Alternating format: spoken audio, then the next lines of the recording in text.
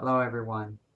And today I wanted to talk about staying centered within yourself in order to avoid attaching ourselves to what I'll refer to as like phantom selves.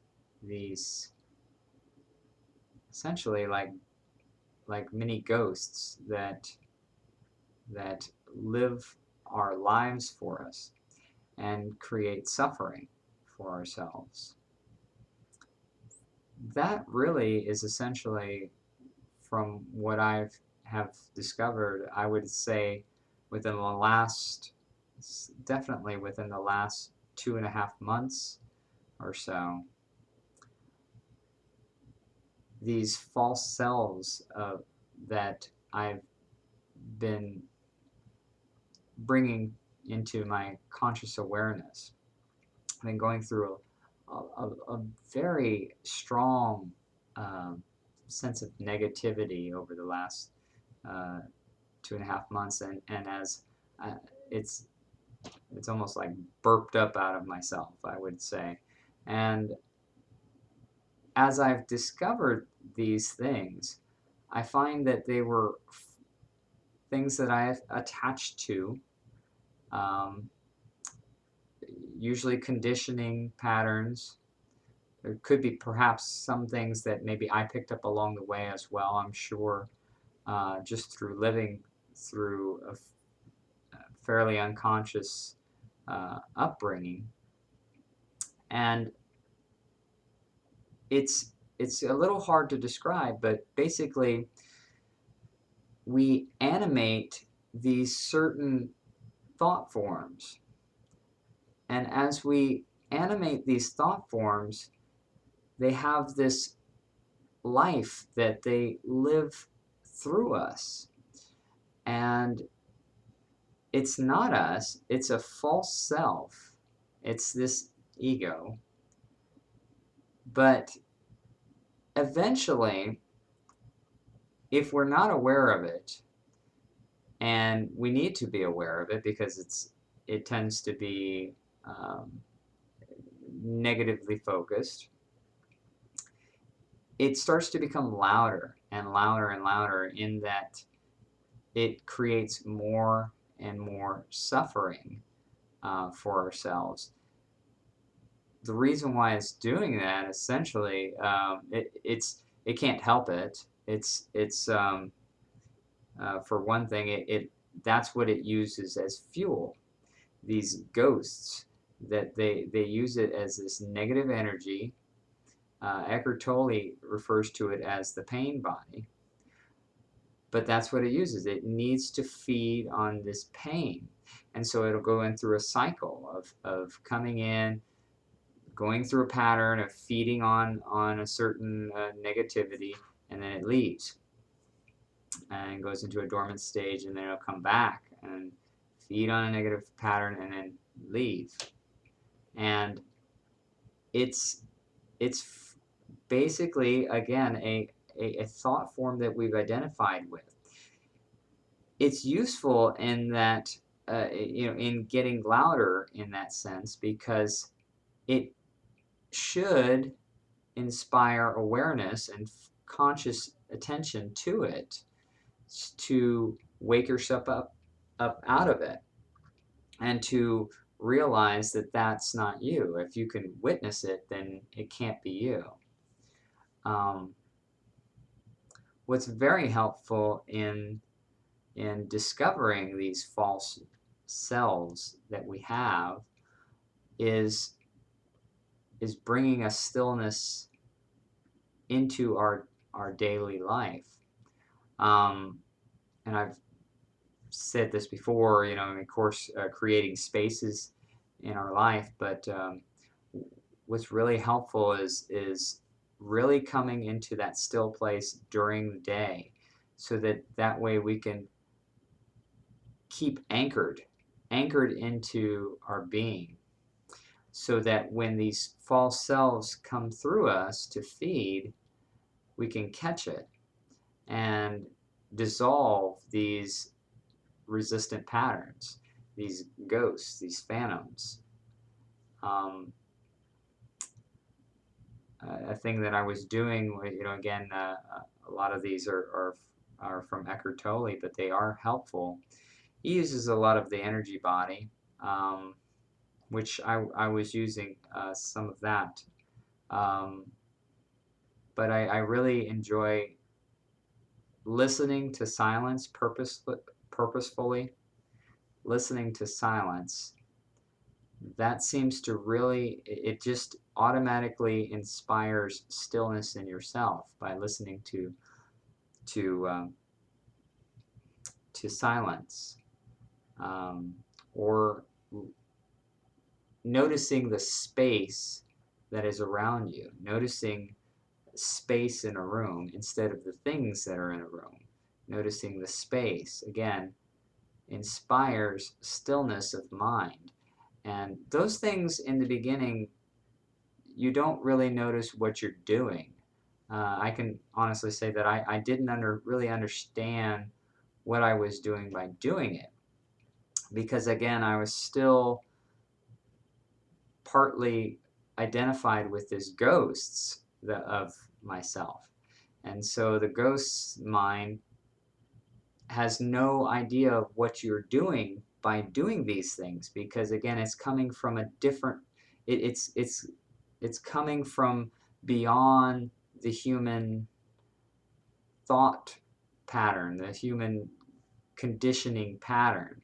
So it can't comprehend this other consciousness level that's coming into it. So by bringing this space into your life and anchoring yourself in there, and noticing when you're having these negative feelings, negative, sometimes even just tension for no reason. And sometimes it's useful just to watch the tension and just realize somehow, in some way, I have identified with something that is creating that thinks that by giving myself tension, I'm going to do something productive. That it's going to force whatever thing in my environment that I am saying no to. I cause myself tension to fix it. And when you think about it that way, it doesn't even make any sense. It's like, let's again use an example of like hearing uh, a sound that you don't, that is, again, what we'll refer to as annoying, I guess. It's really just sound. There's no point in judging it as annoying, but in the judgment of annoying, then all of a sudden there's this sound, and then there's this tension in your body, and the tension in your body is designed, again, from the mind's perspective, it says it wants to do that because it thinks that's going to fix it. How can that fix this tension in your body, fix the sound? And in fact, the tension and feeling that you have of wanting it to go away is worse than just hearing the sound. So when you recognize that, you can, again, usually you can't just drop it. Sometimes you just have to watch the tension and realize that you created it, and you have to bring the knowing into into this unconsciousness. You have to bring the higher mind into this unconscious behavior, and it dissolves these ghosts, these thoughts that we've attached to, that feed through us, that live our life and create these sufferings in our life, useless sufferings that serve no purpose other than to create misery for ourselves. Another thing is when we recognize that, again, we are in these negative patterns, is to bring uh, a surrendered acceptance to our negativity. This also creates space. It's coming from a higher mind. I used this analogy in an earlier video when I was referring to the correct way to respond to pain. And as I was stating that video, I was definitely in pain as I was saying it, and I didn't even know if what I was saying was correct. But actually, what was coming out was from the higher mind, um, and everything that it was saying was absolutely correct. Um, you have to bring a surrendered acceptance to that, and you bring this, okay, this tension is there, this negativity is there, this anger is there, and okay, I'll be in anger right now in this moment, or basically just watching the anger. If it's an emotion, you're just saying, you just allow the anger to be there. And again, as you allow the anger to be there, this soft knowing and acceptance of that really just dissolves this emotion. It doesn't do it right that second, but constant observation of it, and constant acceptance of it, and constant knowing. There's this knowing about it, that knowing that this is not me.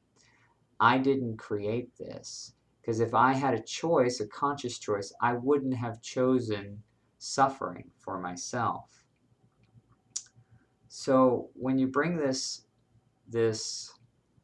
surrendered state into these negative experiences, it dissolves this, dissolves these false selves, these negative patterns, and then again it brings you back into this stillness, this peace.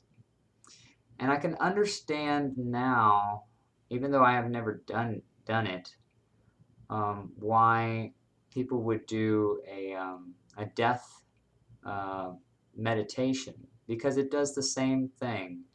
It takes away all the false selves and brings you to stillness, to the point where all you are is just existence. You just exist. There's just awareness there. It's just a stillness. It's almost like space.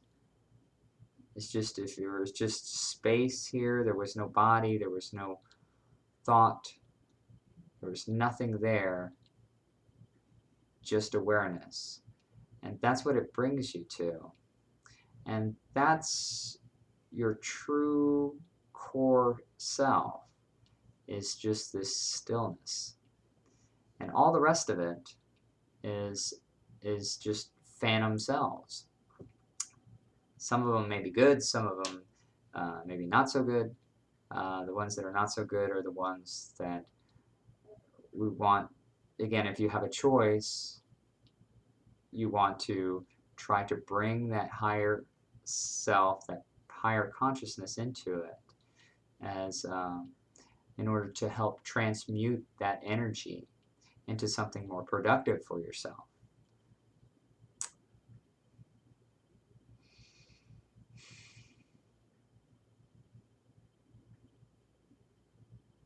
I felt like I was going to say something else too, but I guess at this point I'll just close the video, and perhaps I'll state that in another video. So, all right. Thank you all for watching, and take care.